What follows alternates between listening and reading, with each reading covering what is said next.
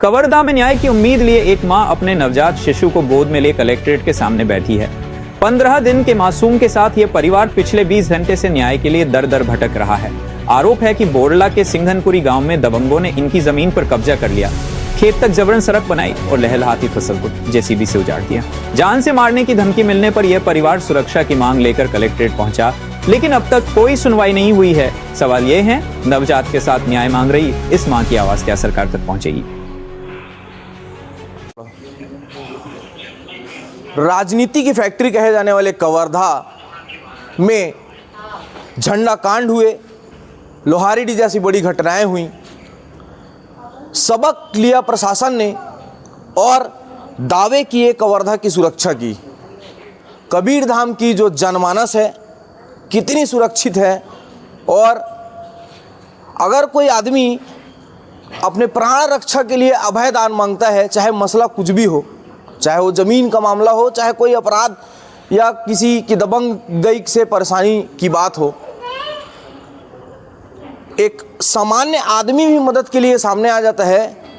लेकिन हाथीडोप का जो ये परिवार है, जो हाथीडोप से सिंघनपुरी गांव का जो ये परिवार है, जो पिछले 20 घंटे से कलेक्टर कार्यालय में अपने मदद की गुहार और ज़मीन संबंधी जो मामले हैं उसको सुलझाने के लिए, निराकरण करने के लिए कलेक्टर ऑफिस के सामने 20 घंटे से बैठे हुए हैं। आप देखिए, छोटा बच्चा भी है, 20 घंटे से ऊपर हो गए हैं, लेकिन कवर्धा की जो प्रशासन है वो अभी तक नहीं जागी है। रात में कुछ अधिकारी आए थे, लेकिन क्या समस्या का निराकरण अभी किया गया है, ये तो समझ से परे है। दबंगों से परेशान ये परिवार न्याय की गुहार के लिए कलेक्टर के कार्यालय के गेट के सामने बैठा हुआ है। पूरी रात इन्होंने यहाँ पर गुजारी है और अभी तक ये बैठे हुए हैं।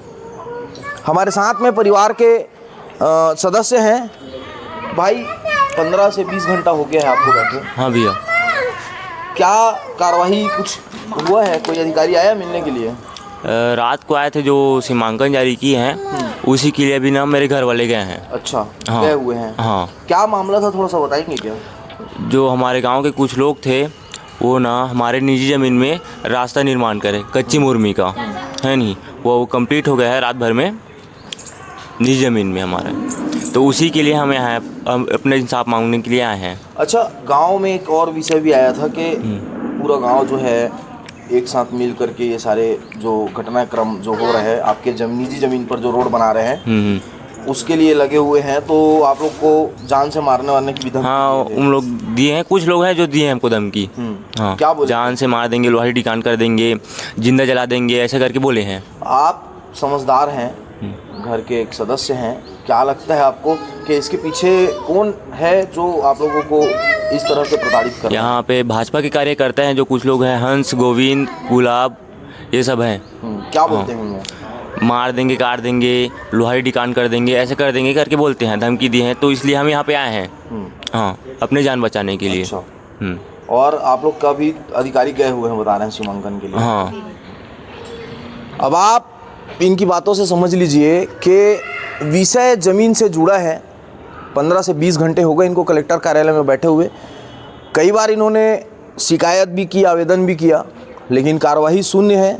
और जब ये कलेक्टर कार्यालय के गेट पर आकर के बैठे सपरिवार, तब जो है प्रशासन जागा है और सीमांकन के लिए गया हुआ है।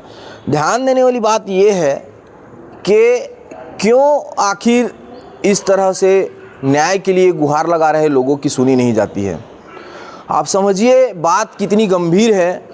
लोहारीडी कांड से अगर मैं इस पूरे प्रकरण को, और इस परिवार जैसा कि ये बोल रहे हैं कि लोहारीडी की तर्ज पर हम आपकी हत्या कर देंगे या वैसा कांड कर देंगे, संज्ञेय अपराध की श्रेणी में आने वाले इस तरह के जो घटनाक्रम हैं जिससे लोगों की रूहें कांप जाती है। अब आप सोचिए कि इन दबंग लोगों की दबंगाई और इनके पावर कितने हैं कि ये एक सामान्य, एक जनमानस, एक सामान्य परिवार, एक गांव के ग्रामीण परिवार को, एक तो उनके जगह को भी हथिया लिए ज़मीन के में रोड निकाल लिए और उनको इस तरह से धमकी दे रहे हैं कि हम लोहारडी कांड कर देंगे। अपने आप में इस तरह के जो मामले हैं, मेरा ये कहना है कि पुलिस प्रशासन से लेकर के राजस्व के आला अधिकारियों को इस पूरे मामले पर स्वयं संज्ञान लेना चाहिए, क्योंकि ये जो सिर्फ बात है कि लोहारडी की तर्ज पर हम आपकी कांड कर देंगे, हत्या कर देंगे या जो भी है, ये अपने आप में कितनी बड़ी अपराध है, ये परिवार कलेक्टर कार्यालय के सामने बैठा है, ये खुद ही सिद्ध कर रहा है।